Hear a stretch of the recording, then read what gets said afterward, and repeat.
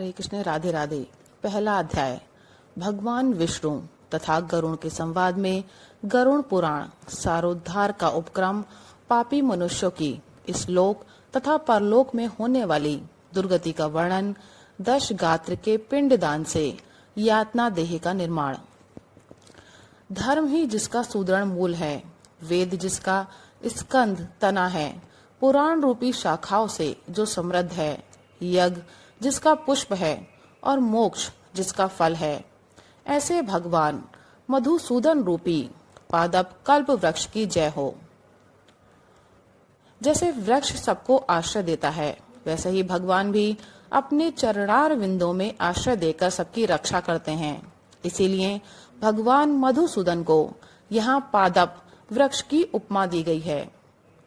देव क्षेत्र नैमिषारण्य में स्वर्ग लोक की प्राप्ति की कामना से शौनकादि ऋषियों ने एक बार सहस्र वर्ष में पूर्ण होने वाला यज्ञ प्रारंभ किया। एक समय प्रातः काल के हवन आदि कृत्यों का संपादन करके उन सभी मुनियों ने सत्कार किए गए आसनासीन सूत जी महाराज से आदर पूर्वक यह पूछा। ऋषियों ने कहा, हे सूत जी महाराज, आपने सुख देने वाले देव मार्ग का सम्यक निरूपण किया है। इस समय हम लोग भयावह यम मार्ग के विषय में सुनना चाहते हैं। आप सांसारिक दुखों को और उस क्लेश के विनाशक साधन को तथा इस लोक और परलोक के क्लेशों को यथावत वर्णन करने में समर्थ है, अतः उसका वर्णन कीजिए। सूत जी बोले, हे मुनियों, आप लोग सुने। मैं अत्यंत दुर्गम यम मार्ग के विषय में कहता हूँ, जो पुण्यात्मा जनों के लिए सुखद और पापियों के लिए दुखद है। गरुड़ जी के पूछने पर भगवान विष्णु ने उनसे जैसा कुछ कहा था, मैं उसी प्रकार आप लोगों के संदेह की निवृत्ति के लिए कहूंगा। किसी समय बैकुंठ में सुख पूर्वक विराजमान परम गुरु श्री हरि से विंता पुत्र गरुड़ जी ने विनय से झुककर पूछा।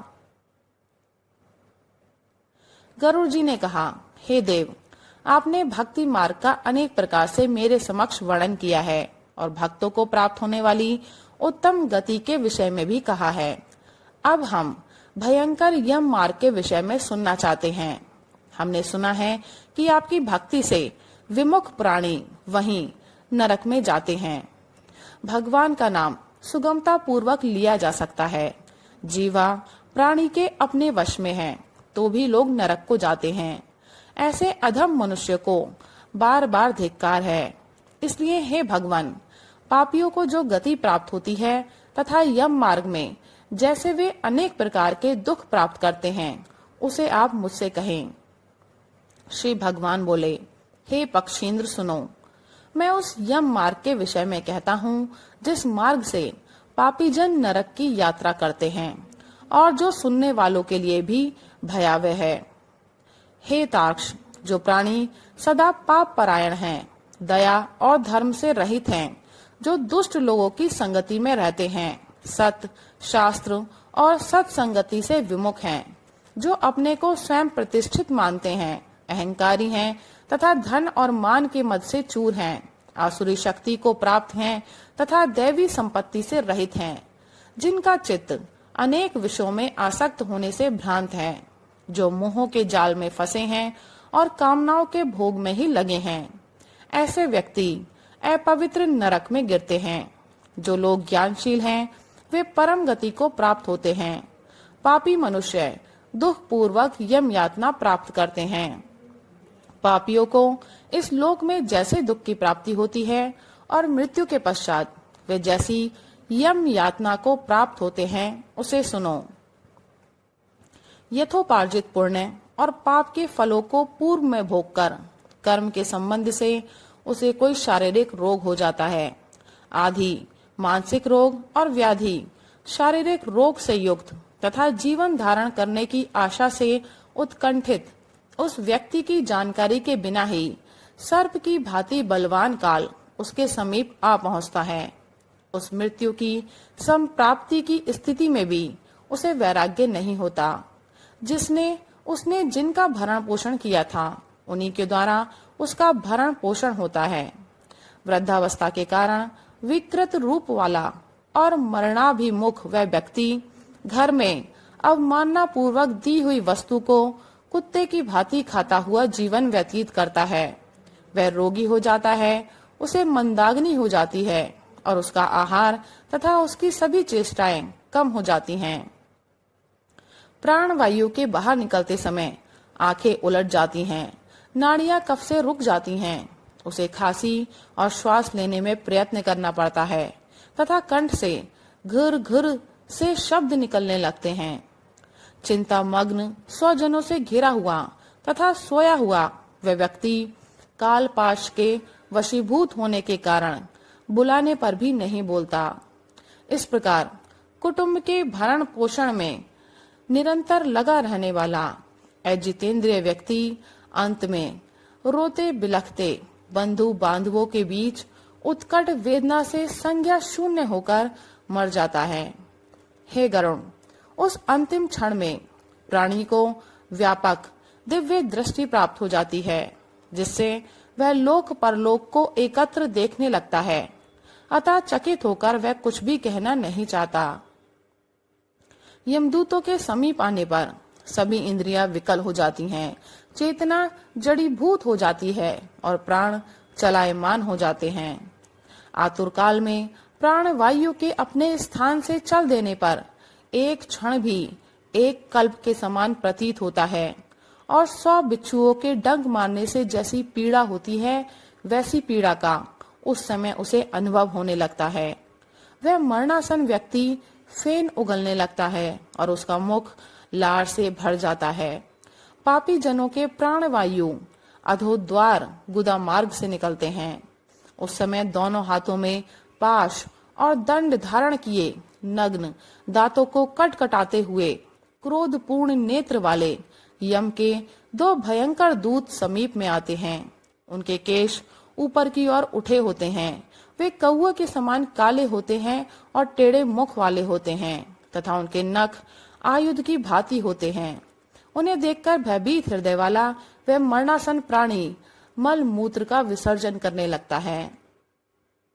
अपने 5 भौतिक शरीर से हाय हाय करते हुए निकलता हुआ तथा यमदूतों के द्वारा पकड़ा हुआ वह अंगुष्ठ मात्र प्रमाण का पुरुष अपने घर को देखता हुआ यमदूतों के द्वारा यातना देह से ढक करके गले में बलपूर्वक पाशों से बांधकर सुदूर यम मार्ग पर यातना के लिए उसी प्रकार ले जाया जाता है जिस प्रकार राजपुरुष दंडनीय अपराधी को ले जाते हैं।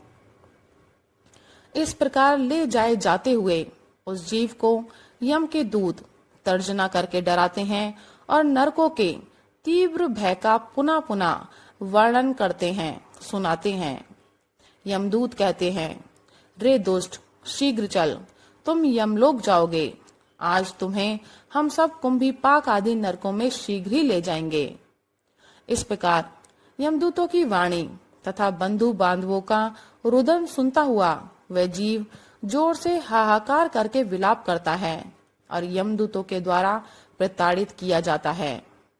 यमदूतों की तर्जनाओं से उसका हृदय विदीर्ण हो जाता है, वह कांपने लगता है। रास्ते में उसे कुत्ते काटते हैं और अपने पापों का स्मरण करता हुआ वह पीड़ित जीव यम मार्ग में चलता है। भूख और प्यास से पीड़ित होकर सूर्य, दावाग्नि एवं वायु के झोंकों से संतप्त होते हुए और यमदूतों के द्वारा पीठ पर कोड़े से पीटे जाते हुए उस जीव को तपी हुई बालुका से पूर्ण तथा विश्राम रहित और जल रहित मार्ग पर असमर्थ होते हुए भी बड़ी कठिनाई से चलना पड़ता है। थक कर जगह जगह गिरता और मूर्छित होता हुआ वह पुनः उठकर पापी जनों की भांति अंधकार पूर्ण यमलोक में ले जाया जाता है। 2 अथवा 3 मुहूर्त में वह मनुष्य वहां पहुंचाया जाता है और यमदूत उसे घोर नरक यातनाओं को दिखाते हैं। मुहूर्त मात्र में यम को और नारकीय यातनाओं के भय को देखकर वह व्यक्ति यम की आज्ञा से आकाश मार्ग से यमदूतों के साथ पुनः इस लोक मनुष्य लोक में चला आता है। मनुष्य लोक में आकर अनादि वासना से बद्ध वह जीव देह में प्रविष्ट होने की इच्छा रखता है, किंतु यमदूतों द्वारा पकड़कर पाश में बांध दिए जाने से भूख और प्यास से अत्यंत पीड़ित होकर रोता है। हे ताक्ष, वह पात की प्राणी पुत्र से दिए हुए पिंड तथा आतुर काल में दिए हुए दान को प्राप्त करता है, तो भी उस नास्तिक को तृप्ति नहीं होती। पुत्रादि के द्वारा पापियों के उद्देश्य से किए गए श्राद्ध, दान तथा जलांजलि उनके पास ठहरती नहीं। अतः पिंडदान का भोग करने पर भी वे क्षुधा से व्याकुल होकर यम मार्ग में जाते हैं। जिनका पिंडदान नहीं होता वे प्रेत रूप में होकर कल्प पर्यंत निर्जन वन में बहुत दुखी होकर भ्रमण करते रहते हैं। सैकड़ों करोड़ों कल्प बीत जाने पर भी बिना भोग किए कर्म फल का नाश नहीं होता, और जब तक वह पापी जीव यातनाओं का भोग नहीं कर लेता तब तक उसे मनुष्य शरीर भी प्राप्त नहीं होता। हे पक्षी, इसलिए पुत्र को चाहिए कि वह 10 दिनों तक प्रतिदिन पिंड दान करे।